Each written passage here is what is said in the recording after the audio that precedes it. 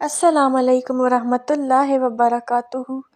حضرت آدم علیہ السلام کی پیدائش سے 2000 برس پہلے زمین میں جن آباد تھے۔ انہوں نے قتل و غارت کا بازار گرم کیا۔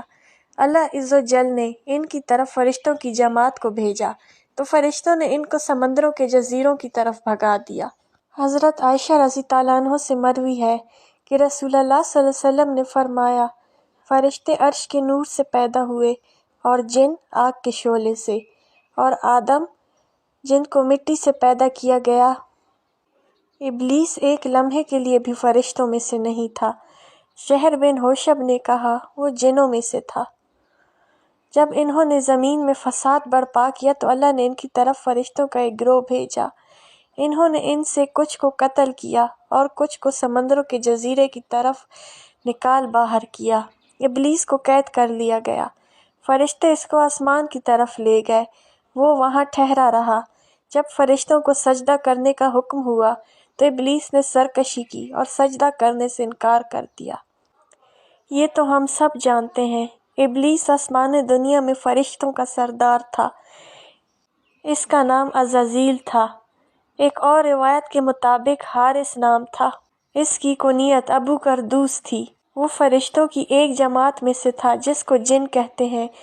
یہ جنتوں کے نگراں تھے۔ ابلیس ان کا سردار اور علم و فضل اور عبادات میں ان میں سب سے فائق تھا اور 4 پردوں والا تھا۔ اللہ نے اس کو شیطان مردود بنا دیا۔ اللہ تعالیٰ نے فرشتوں کو آگاہ کیا کہ وہ ایک نئی مخلوق کو زمین پر اپنا خلیفہ بنا کر بھیج رہے ہیں۔ اللہ تعالیٰ نے آگاہ کیا کہ وہ آدم اور اس کی اولاد کو یکے بعد دیگرے پیدا کرنے کا ارادہ رکھتا ہے۔ خلیفہ کا مفہوم ایک دوسرے کے بعد آنے کا ہوتا ہے۔ یہ آدم علیہ السلام کا بہت بڑا شرف ہے کہ اللہ نے ان کو اپنے ہاتھ سے پیدا کیا اور ان میں اپنی روح پھونکی، جیسے اللہ تعالیٰ نے فرمایا، میں جب اس کو اچھی طرح بنا لوں اور اس میں اپنی روح ڈالوں تو تم اس کے لیے سجدہ کرتے ہوئے گر جانا۔ اس جگہ آدم علیہ السلام کو شرف و مرتبہ 4 لحاظ سے ظاہر ہو رہا ہے۔ نمبر 1، اللہ تعالیٰ نے اس کو اپنے ہاتھ سے بنایا۔ نمبر 2، ان میں اپنی روح ڈالی۔ نمبر 3، فرشتوں کو اس کے لیے سجدہ کرنے کا حکم دیا۔ نمبر 4، اور اسے تمام اشیاء کے نام بتائے۔ اس کی دلیل اس بات سے ملتی ہے کہ ایک بار موسیٰ کلیم اللہ سے حضرت آدم علیہ السلام کی ملاقات ہوئی تو آپس میں بحث کا مناظرہ ہوا، جس کی پر حضرت موسیٰ علیہ السلام نے فرمایا، تو آدم ابو البشر ہے، تجھے اللہ نے اپنے ہاتھ کے ساتھ بنایا، تجھ میں اپنی روح پھونکی، تیرے لیے فرشتوں سے سجدہ کرایا اور اس نے تم کو تمام چیزوں کے نام سکھائے۔ اسی طرح قیامت کے دن لوگ جب اکٹھے ہو کر آدم علیہ السلام کے پاس آئیں گے تو ان سے یہی کہیں گے، جیسا پیچھے گزر چکا ہے اور جیسا آگے آ رہا ہے انشاءاللہ تعالی۔ اللہ تعالیٰ نے جب حضرت آدم علیہ السلام کا مٹی سے خمیر بنا لیا تو کئی دن تک وہ پڑا رہا اور شیطان اسے آ کر کان میں دھیرے دھیرے سرکشی کرنے کا حکم دیتا رہا اور زمین میں فتنہ و فساد برپا کرنے کا بھی کہتا رہا۔ شیطان کو سارا حسد ہی یہی تھا کہ اللہ تعالیٰ اس مخلوق کو زمین پر اپنا خلیفہ بنا کر کیوں بھیج رہا ہے۔ اس دنیا میں تو جن ہیں، وہ بذات خود جن تھا، اس لیے اس کے دل میں یہی حسد تھی کہ اب انسان جنات سے افضل ہو جائیں گے۔ جب حضرت آدم علیہ السلام میں روح پھونک دی گئی تب اللہ تعالیٰ نے تمام فرشتوں کو حکم دیا کہ حضرت آدم علیہ السلام کو سجدہ کرو، تو سارے فرشتوں نے سر جھکا دیے لیکن ابلیس نے سجدہ نہیں کیا۔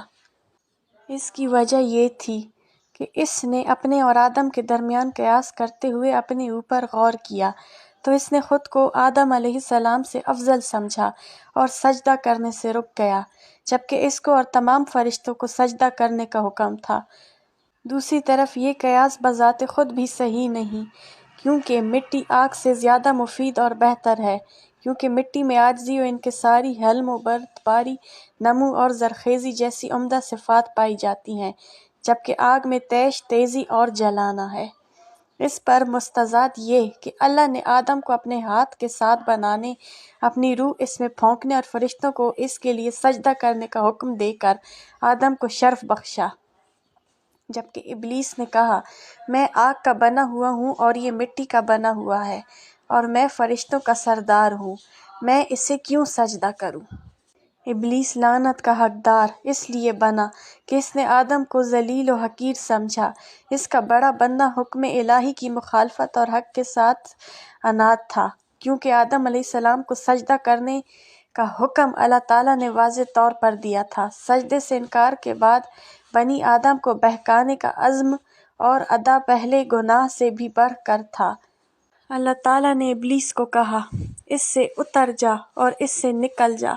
اس بات پر دلیل ہے کہ وہ آسمان میں سے تھا جس سے اس کو اترنے کا حکم ہوا۔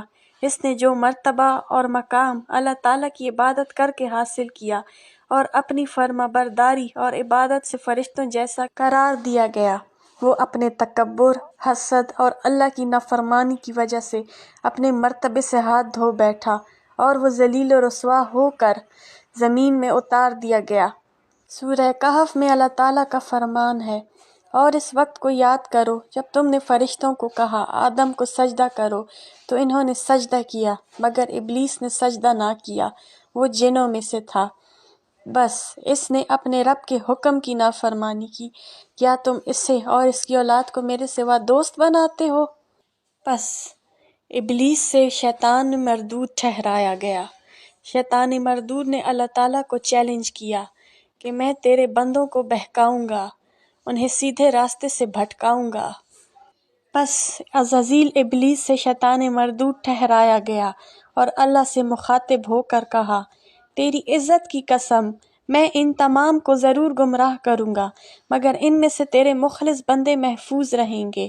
فرمایا یہ برحق ہے اور میں حق سچ کہتا ہوں کہ میں ضرور تجھ سے اور تیرے تمام پیروکاروں سے جہنم بھروں گا۔